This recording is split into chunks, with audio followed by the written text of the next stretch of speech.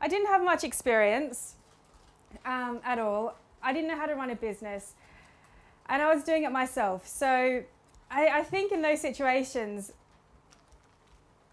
if you're thinking about doing something yourself, and if you don't have experience, to be honest, I would think twice about it.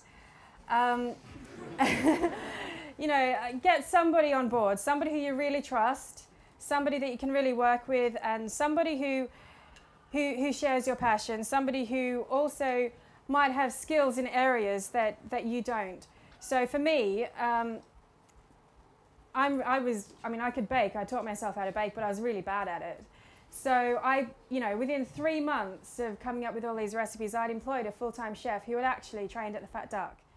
My main ethos is that I don't follow the rules, and I don't think anybody really should.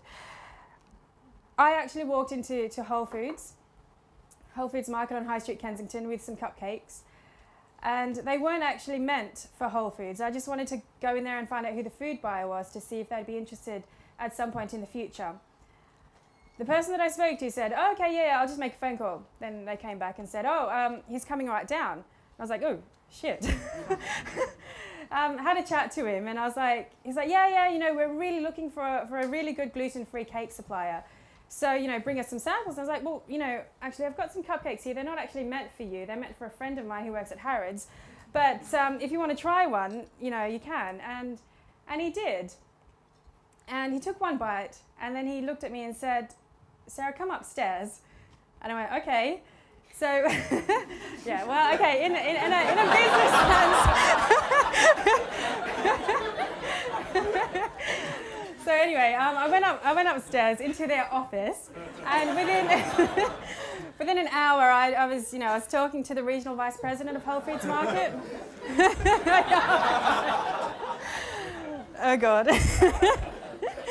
So I was talking to the regional vice president of Whole Foods Market, who absolutely loved the cakes, and he said, we really want to launch you. We love your story. The fact that you've left your city job, you don't have much experience even though you don't have much experience in cakes or, running your own business, we really buy into you. And I think that's really important. If somebody buys into your story, then they're more likely to do business with you.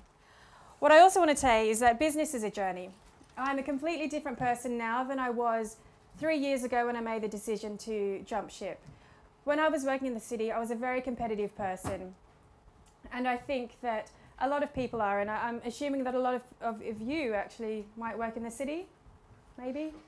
Okay, right. Well, where I worked, everybody was quite competitive.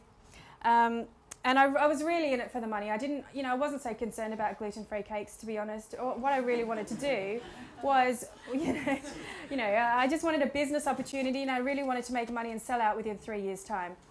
That's actually changed. I actually really do like what I do. I might have a conversation with myself every month and just remind myself why I'm doing this. Every time somebody eats one of my cakes, they absolutely love them, and it makes you happy. It makes me happy anyway. And enjoy the cakes and enjoy the rest of the night. Thank you.